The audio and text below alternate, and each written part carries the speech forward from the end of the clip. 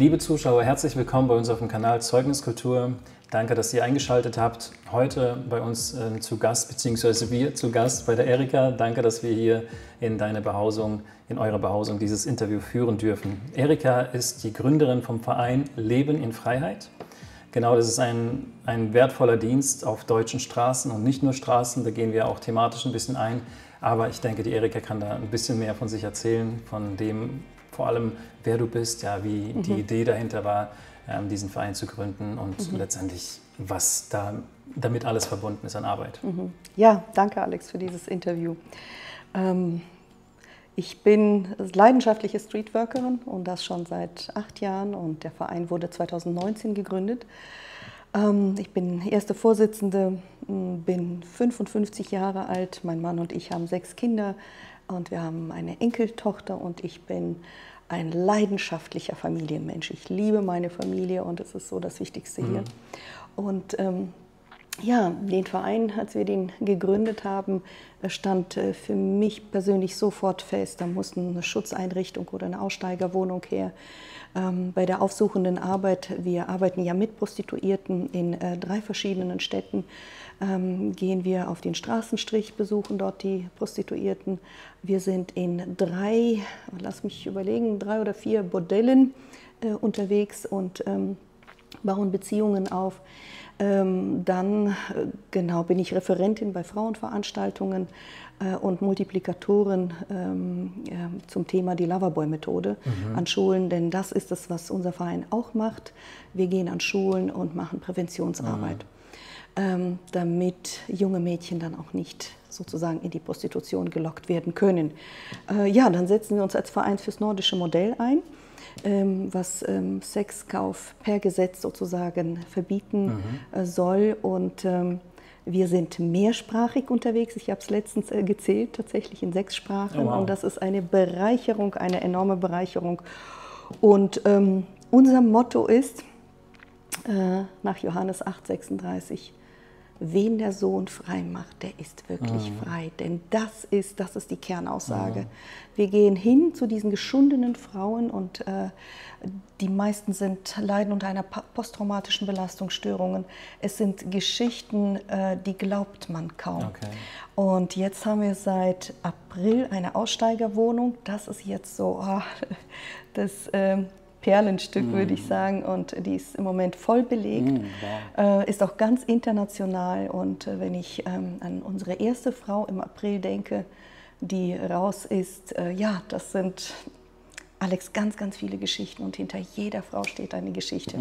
Ja, und zu meiner Person, wie gesagt, ich liebe meine Familie, ich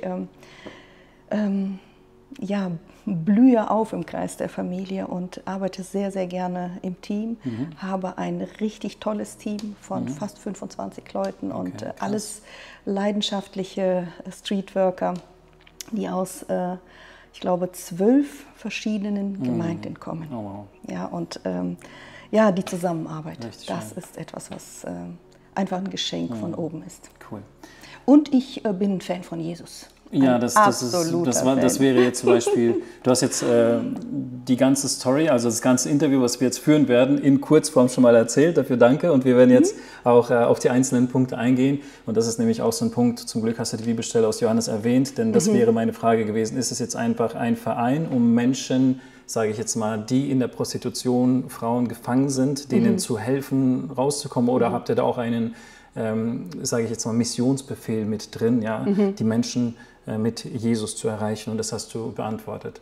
Absolut, absolut, denn das ist so, das ist das, was im Vordergrund steht, den Menschen zu begegnen, ich würde sagen, den Menschen zu begegnen, denn wir haben ja auch Travestis, wir haben viele junge Mädchen, wir haben Frauen, wir haben Männer, es ist alles dabei und ja, es ist einfach so die Wertschätzung, die wir ihnen entgegenbringen möchten und sie einfach aus diesem Sog raus, also wir helfen, wir reichen die Hand, denn das ist das, was so die meisten in Deutschland so ganz anders denken, was auch ich vor 10 Jahren gedacht habe.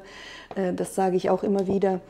Vor 10 Jahren habe ich noch gedacht, eine Frau, die in der Prostitution steht, bestimmt wann, mit wem, wie lange, was gemacht wird und wie viel sie verdient, fernab davon. Okay. Also das stimmt in der Tat nicht. Statistiken besagen und dass über 90% der Frauen, ich würde schon fast sagen 95% der Frauen im Kindesalter sexuell missbraucht worden sind, meistens im Familienkreis oder wurden von den Eltern verkauft, wie auch immer. Und da fängt diese Leidensgeschichte an. Okay. Und ja, wir möchten die Gesellschaft aufklären, dass dem nicht so ist, dass diese Frauen meistens im Kindesalter reingerutscht sind und ohne Hilfe da nicht rauskommen. Ja, es ist ja auch so, dass gerade wenn wir das Thema christliche Kreise ansprechen, das ist ja mit Sicherheit in ganz, ganz vielen Gemeinden, ganz, ganz vielen christlichen Gemeinschaften ja ein absolutes Tabuthema. Es gibt viele Gemeinden, die gar keine sexuelle Aufklärung betreiben in Gemeinderäumlichkeiten. Ja. Und ich glaube, das ist einfach so ein ganz filigranes Thema, mit dem man auch doch mit Samthandschuhen auch rangehen muss, ja, weil das sind, wie du sagst, im Kindesalter beginnt es, das sind verletzte Seelen, ja, verletzte Herzen und das, wenn man das nicht bereinigt, nicht aufarbeitet und selbst dann noch in diese Schiene reinrutscht, dann habt ihr extrem viel Arbeit, viel zu tun. Absolut, absolut. Und es tut sich jetzt auch etwas tatsächlich auch in Kirchen, in Gemeinden, denn auch da geschieht Missbrauch, da geschieht Inzest, da passieren sexuelle Geschichten und das muss aufgeklärt werden. Denn ein Opfer kann erst beginnen zu heilen, wenn alles sozusagen aufgedeckt wurde. Okay. Ja, und ja, wir sind froh drum, diese Aufklärungsarbeit machen zu können und etwas, was wir sehr gerne machen, sind diese Infoveranstaltungen an Gemeinden, in Vereinen, überall, wo man uns einlädt. Wir informieren zum Thema Menschenhandel und Zwangsprostitution und setzen uns auch präventiv an Schulen ganz stark ein zum Thema die Loverboy-Methode. Okay. Meine Frage ist, warum speziell dieser Bereich? Ja, warum? Es gibt ja so viele Möglichkeiten, wo man ehrenamtlich als Verein tätig sein kann. Warum speziell jetzt im Bereich Prostitution, Menschenhandel? Was verbindet dich mit dem Thema? Ja, also Alex, da müsste ich echt tatsächlich Jesus fragen, denn ich bin nicht immer Christ gewesen. Ja, bin auch als Teenie zum Glauben gekommen und habe angefangen, an Jesus zu glauben, an Gott, an den Heiligen Geist, an die Dreieinigkeit Gottes. Und ich habe mit Kinderstunde angefangen, mit einem Kindergottesdienst. Dann waren wir 5 Jahre in Brasilien als Missionare und haben dort genau in einer Tagesstätte, später eine Berufsschule aufgebaut, in der Tagesstätte gearbeitet und da habe ich mit den Teenies gearbeitet und wieder zurück bin ich in 2 verschiedenen Gemeinden genau für die Frauenarbeit, ich habe sie geleitet und war immer in dieser Komfortzone mit Frauen. Also ich bin sehr, sehr gerne mit Frauen zusammen, ob eine Veranstaltung oder mal so ein Frühstück, ein Abendessen. Ich habe es sehr, sehr gerne gemacht und dann nach 10 Jahren, ungefähr 10 Jahren, sagte Jesus, hey, du musst jetzt wieder auf die Straße. Und ich wollte zuerst gar nicht. Es ist ja, das kennen wir ja schon aus der Bibel, so Randgruppen, nicht jeder kann damit arbeiten. Aber da habe ich so ganz stark so sein Klopfen gehört und weil mein Lebensvers in Psalm 37 steht, befiehl dem Herrn deine Wege und hoffe auf ihn und freue dich am Herrn und er wird es wohl machen. Und das ist ja genau seit meinem 18. Lebensjahr so mein Motto. Und da habe ich gesagt, okay, Jesus, also wenn du meinst, dass du mich da drauf losschicken kannst, sehr gerne, aber nur mit dir. Und wir stellen es auch immer wieder fest, ohne Jesus könnten wir in diesem Bereich keinen einzigen Schritt tun. Ich sage immer, wir betreten dort Feindesland. Wie wir angefochten werden, das kann man sich fast gar nicht vorstellen. Bevor in die Aussteigerwohnung eine Frau kommt, ja, letzte Woche hat die Polizei 2 zum Beispiel gebracht, stehen wir Kämpfer aus und fragen uns, was ist gerade hier los, was passiert gerade. Aber als erfahrener Streetworker und selbst als ein langjähriger Christ, je älter du wirst, desto mehr sagst du dir, hey, ohne Gott läuft nichts. Du brauchst Jesus, wir brauchen alle Gott. Und wenn es gerade so stürmisch wird, ob privat oder beruflich oder anders wie, dann dürfen wir wissen, okay, das schmeckt jemandem nicht. Und dann 100%. heißt es überwinden, überwinden und durchhalten. Genau. Und Jesus einfach nur um Kraft und Stärke bitten. Und ich würde sagen, Jesus legt uns so die Leidenschaften. Jeder hat ja so seinen Bereich. Und ich wusste, ich muss die Komfortzone der Kirchengemeinden verlassen und sozusagen wieder auf die Straße gehen. Ja. Und ja, es war das Beste, was mir passiert ist. Denn mit diesen Randgruppen zu arbeiten, das ist super herausfordernd. Oft sehr belastend. Manche Geschichten, gerade, ja, ich würde sagen, vor 8 Jahren, als ich angefangen habe, die sind über Wochen mitgegangen. Und wie ich schon gesagt, hinter jeder Frau steht eine Geschichte. Es ist eine ganz, ganz schwere Thematik. Und wenn wir diese Thematik, diese schwere Thematik nicht nach oben geben würden, wenn wir keinen hätten, dem wir das einfach weiterleiten, ich glaube, da könnte man diese Arbeit keine 3 Monate machen. Keine 3 Monate, aber mit Gott ist es möglich. Und wir staunen auch immer wieder, wie er da zugange ist. Und er sagt ja auch in Matthäus 11, ja, ich bin gekommen, ne, kommt her zu mir, die ihr mühselig und beladen seid, und ich will euch Ruhe geben. Ja, und er liebt diese Töchter, er liebt diese Menschen und er will sie rausholen. Und wir Streetworker, wir dürfen nur Werkzeug in seinen Händen sein. Und das begeistert mich. Das Richtig begeistert gut. mich. Richtig gut. Und du hast es ja jetzt im Prinzip genau angesprochen, Randgruppen. Und das zweite Wort, was du verwendet hast, Komfortzone, Gemeinde. Also, und im Prinzip ist es ja unser Auftrag, ja, hinauszugehen, Menschen zu Jüngern zu machen, in die Freiheit zu führen. 28, genau. Und wenn wir Jesus selbst nehmen, er war ja ständig nur mit Menschen der Randgruppe unterwegs, ob das Aussätzige waren, ob das Verstoßene waren, ob das Kriminelle waren, Verbrecher, Betrüger waren, Absolut. selbst mit Prostituierten. Ja. Das heißt, Jesus macht da keine Unterschiede.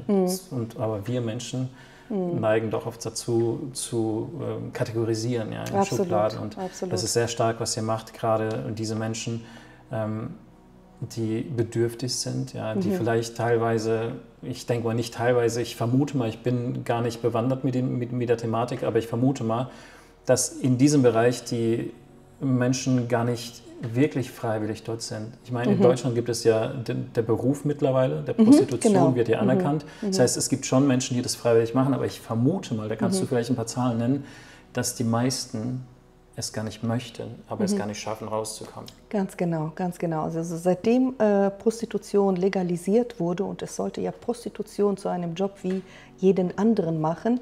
Man hat gesagt, ja, die Frau sollte versichert sein und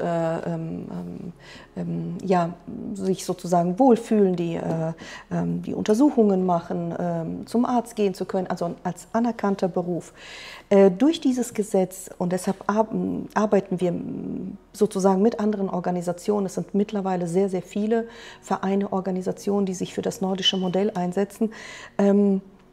Wir arbeiten daran, weil sich durch dieses Gesetz, durch dieses Prostitutionsschutzgesetz, Deutschland sich alle möglichen Türen geöffnet hat. Ja, weil Prostitution legalisiert wurde, nach außen hin, du darfst diesen Job machen, aber dass es Menschenhändler und Zuhälter die Türen ganz, ganz weit geöffnet hat, das wissen die wenigsten. Jeder entschuldigt das, und wie fatal dieses Gesetz war, also das hat absolut nicht das gebracht, weshalb es genau, was die Absicht war. Und ja, wir hoffen, dass Deutschland auch hinterherrückt, denn in vielen Ländern, da wo das nordische Modell eingeführt wurde, hat man festgestellt, dass ein Umdenken in der Gesellschaft stattgefunden hat und es nicht mehr selbstverständlich ist, dass so eine 10er-Klasse, Abiturklasse zum Abschluss als Abschlussfahrt Amsterdam wählt oder mal einen Gang in den Puff, sage ich mal ganz krass. Direkt, ja. Ganz genau. Okay. Ja, genau. Sehr interessante Thematik auch und sehr wichtige Thematik, dass man das anspricht.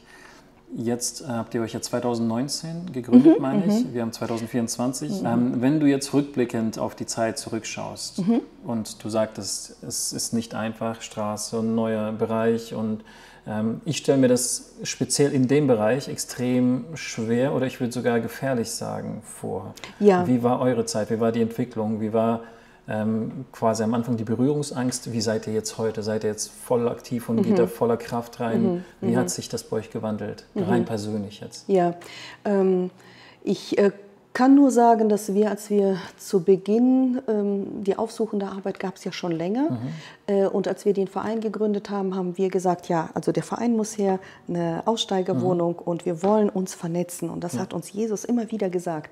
Jetzt vor allem im letzten Jahr, wie nie zuvor, vernetzt euch.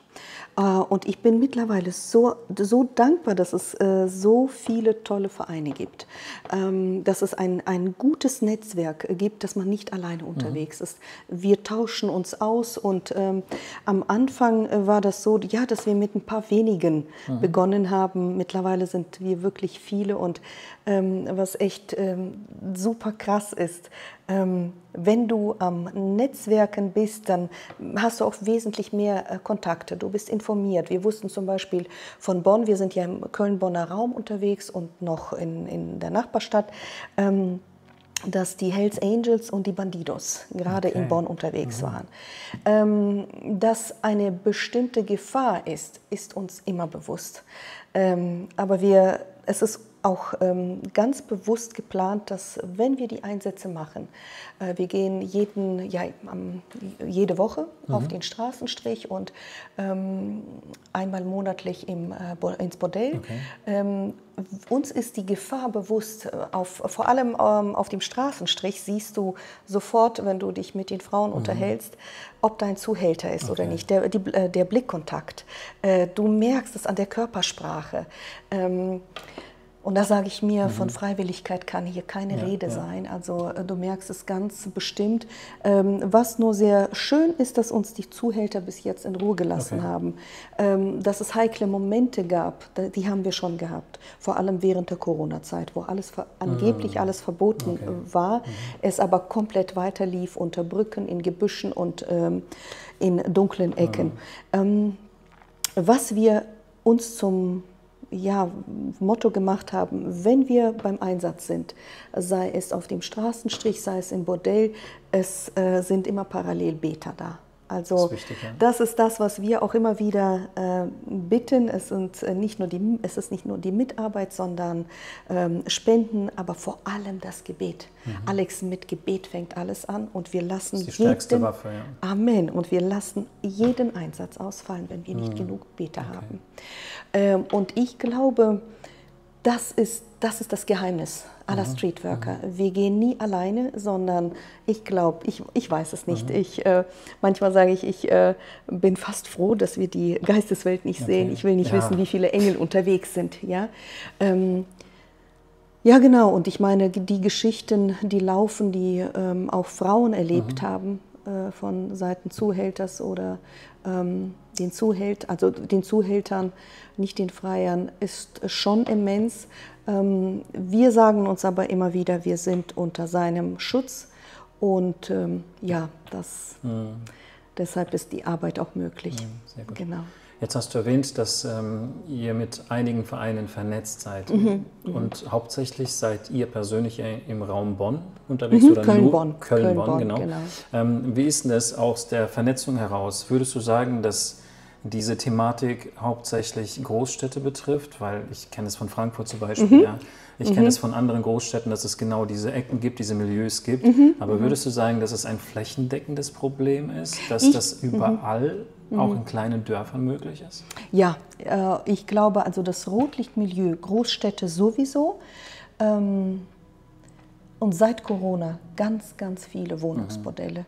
Oh, wow. Wir sind ja, seitdem wir die Aussteigerwohnung eröffnet haben, ganz eng mit der Polizei verbunden, auch im Köln-Bonner Bereich, und haben eine richtig tolle Zusammenarbeit mit der Polizei, die auch sehr oft überfordert und personell unterbesetzt ist für diese Thematik. Das haben immer wieder gesagt bekommen.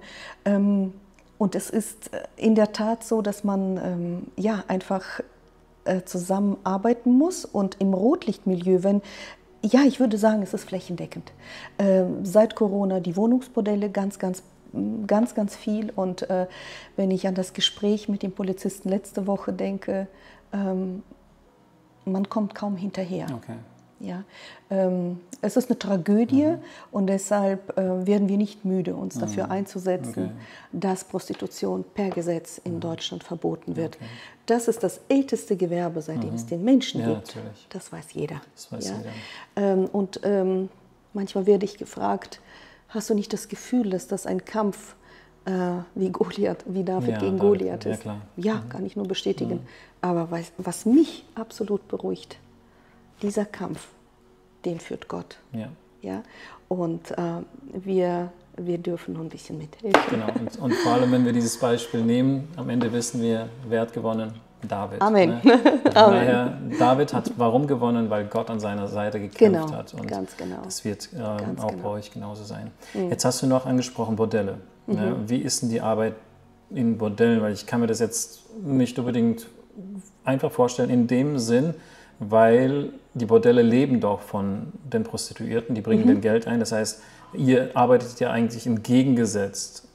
Habt ihr da überhaupt offene Türen oder müsst ihr sie eintreten oder müsst ihr das irgendwie per Gesetz euch irgendwie bekommen oder erreichen? Ja, also man kennt uns als das Team von der Kirche. In der Tat, und wir stellen uns auch so vor, und ich nenne jetzt mal nicht das Bordell, das wir regelmäßig unter anderem unter 4 anderen besuchen. Es ist das größte Bordell Europas und wir sind tatsächlich willkommen, und weil man uns als das Team aus der Kirche kennt und weil die Leute wissen, vor allem auch die Betreiber wissen, wir tun den Frauen Gutes. Wir beschenken sie, wir machen verschiedene Aktionen zu Weihnachten, Ostern, Muttertag, Frauentag, was es auch ist. Wenn es Travestie sind, dann wir suchen die Geschenke gewählt aus. Ja? Dann gibt es einfach mal, wenn wir hingehen und nach einem Gespräch suchen und fragen, brauchst du Hilfe? Einen Gang zum Arzt, einen Gang zum Amt. Wir bieten ganz praktische Hilfe an. Und auf dem Straßenstrich ist es, was absolut willkommen ist im Winter, wenn Sie dann so in Ihrer Berufskleidung stehen, ein warmes Getränk oder was zu essen. Sie haben ja einen komplett gestörten Tagesablauf, und das ist immer sehr, sehr willkommen. Ja.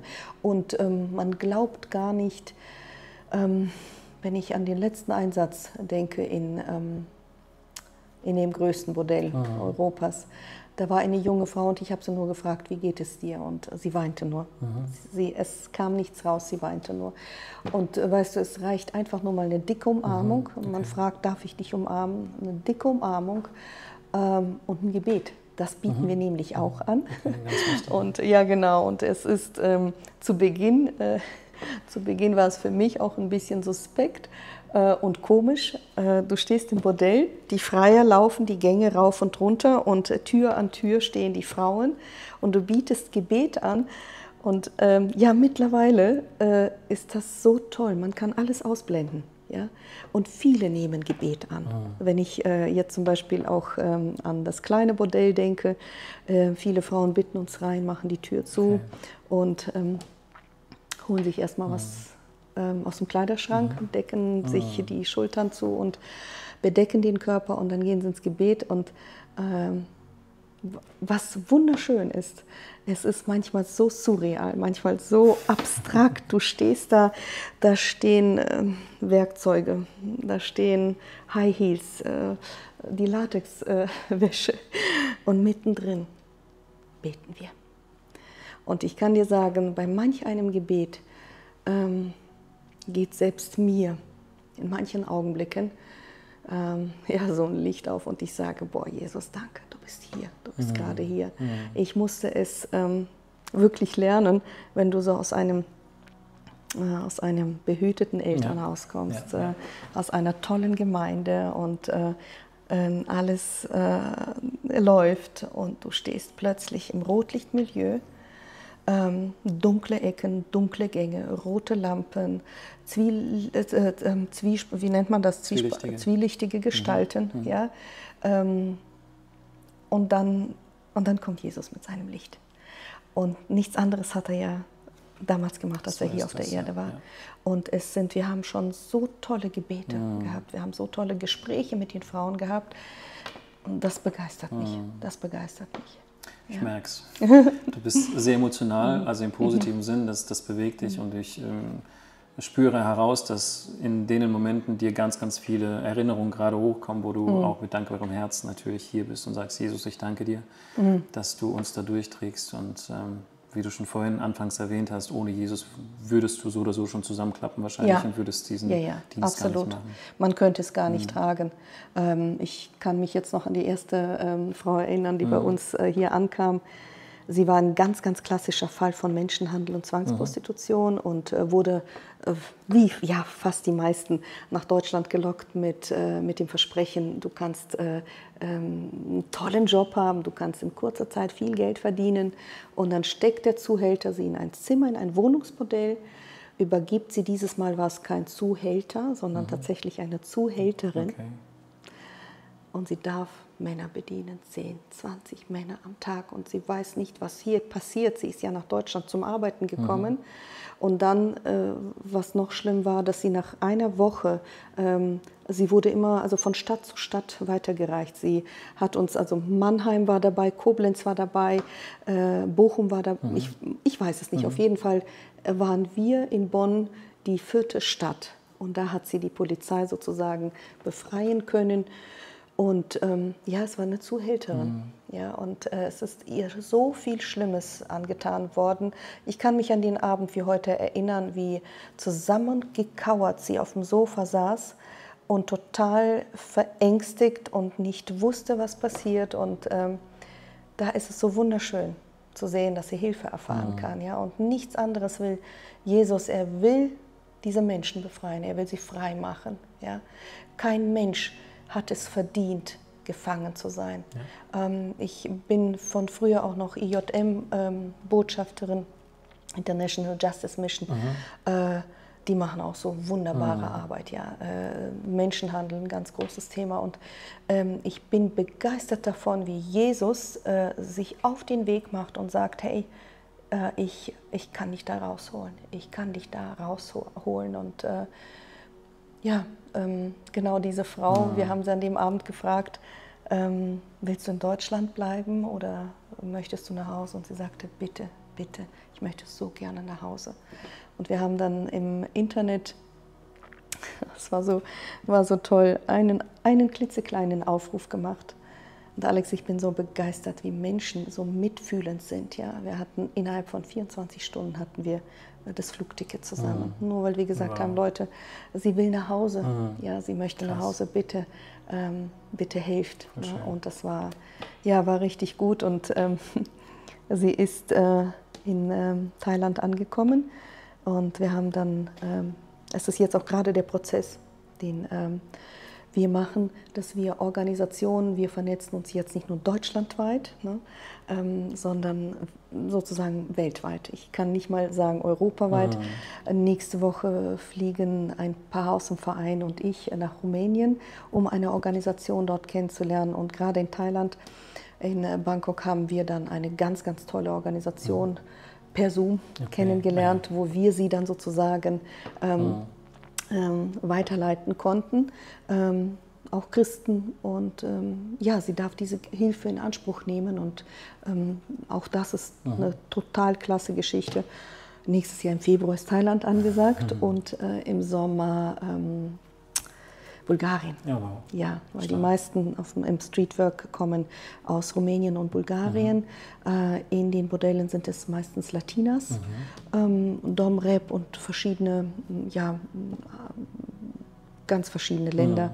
Genau, und jetzt war ich auch Anfang Mai, war das in Israel und war erstaunt, dass dort auch das Rotlichtmilieu Tel Aviv, eine Weltstadt, ja. Und dann gehst du um die Ecke. Ich bin bis heute noch bewegt. Da sind es meistens Ukrainerinnen und aus Russland, so die Frauen. Ja, genau. Richtig heftig, aber stark, was ihr macht. Bin extrem bewegt und begeistert, dass es Menschen gibt, die sich dafür wirklich ehrenamtlich, natürlich ist es ein Verein, kommen auch Spenden rein und so weiter, aber trotzdem, du investierst da dein Herz, deine Zeit und dich vollkommen hinein.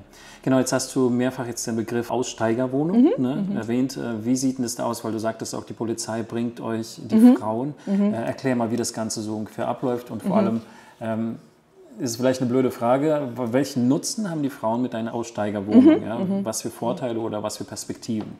Ja, ja. Und zwar ist das so, dass die Polizei zwischendurch Razzien macht.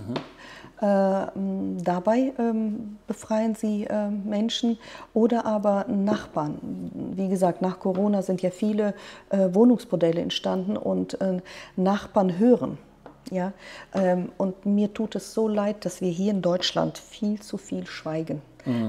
Ich würde am liebsten in die Welt hinausschreien, Nachbarn, passt aufeinander auf, hört mal hin.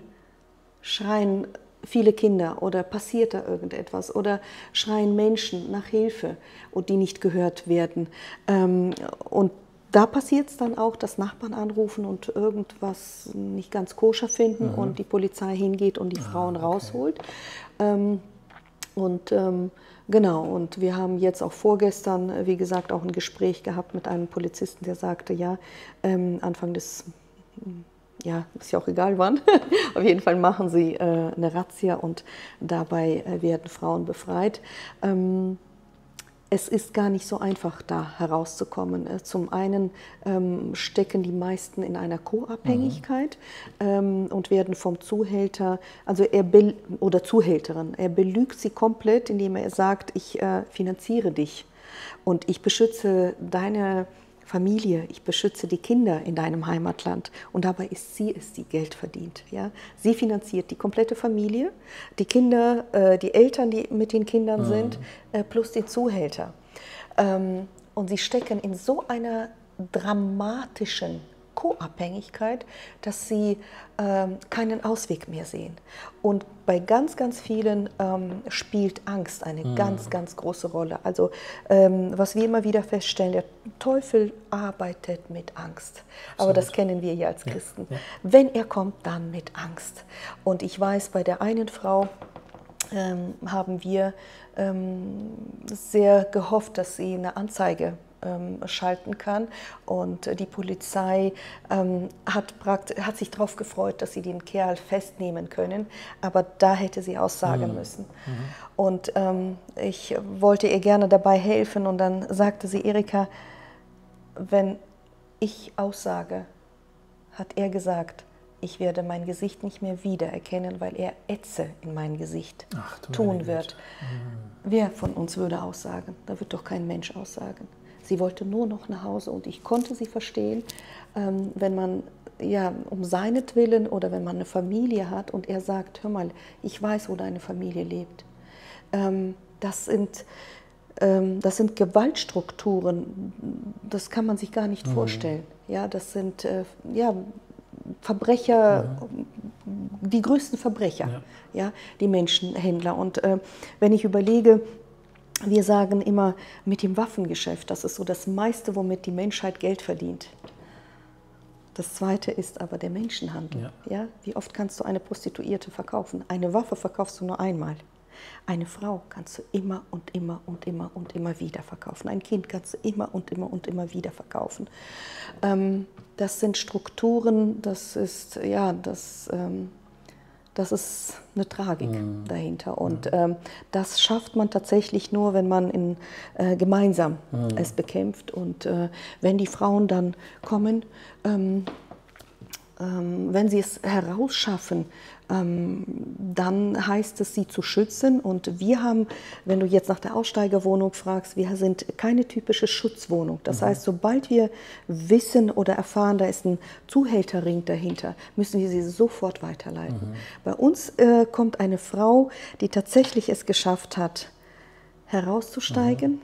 Oft ist es so, dass sie Gott kennenlernt, ihn lieben lernt und die Perspektive auf ein neues Leben hat. Sie hat hier Therapeuten, Seelsorger, sie hat ärztliche Versorgung, sie hat einen strukturierten Tagesablauf, sie hat eine Perspektive in die Zukunft. Ja? Und uns hat mal ein Zuhälter, der Christ geworden ist, gesagt, und das erwähne ich immer wieder, ich werde nicht müde, es zu erwähnen. Er sagte, Leute, wenn ihr mal fertig seid als Streetworker, erholt euch, aber dann kommt wieder zurück. Reicht diesen Menschen die Hand. Wenn sie diese Hand nicht haben, sie schaffen es nicht. Und Wir haben, wie gesagt, als erfahrene Streetworker jetzt in den Jahren schon zu oft mitbekommen, dass eine Frau manchmal 4-mal, manchmal 5-mal den Versuch startet, auszusteigen und sie schafft es nicht. Und laut Statistiken ist es tatsächlich nachgewiesen, dass ein Mensch erst mit der Heilung anfängt, wenn er ausgestiegen ist. Und deshalb haben wir gesagt, Aussteigerwohnung. Okay. Wenn eine Frau rauskommt und sagt, ich kann nicht mehr, ich bin total erledigt, ich bin fertig. Das muss man sich mal vorstellen. Eine Frau, die in der Prostitution gearbeitet hat, die ist nach ein paar Jahren, ist sie so geschunden wie Opfer, wie Kriegsveteranen. Ich meine, das muss man sich mal reinziehen. Ja? Mit welcher Thematik wir es zu tun haben. Ja? Es sind Opfer. Ja. Und wenn eine Frau es geschafft hat oder ein Mann da herauszusteigen, dann muss man ganz, ganz behutsam damit umgehen. Ja. Und es braucht Jahre, Jahrzehnte, um heil zu werden. Und Jesus sagt, er will uns heilen. Ja, das können wir nicht. Wir können nur hingehen, wir können die Hand reichen, wir können helfen.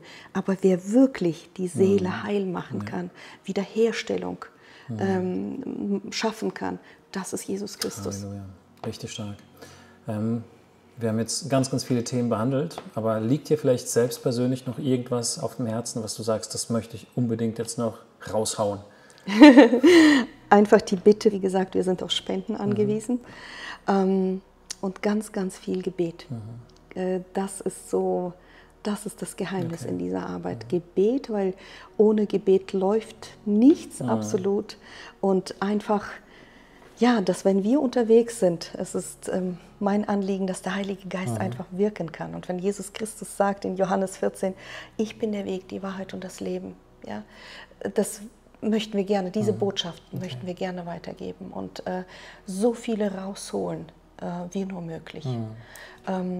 Weißt du, ein Satz ist mir hängen geblieben von einer vorletzten Frau, die hier war. Okay. Das war sehr, sehr berührend. Wir haben kurz überlegt, ist sie richtig bei uns, sollte sie lieber in ein Schutzhaus? Und sie sagte, sie saß am Tisch.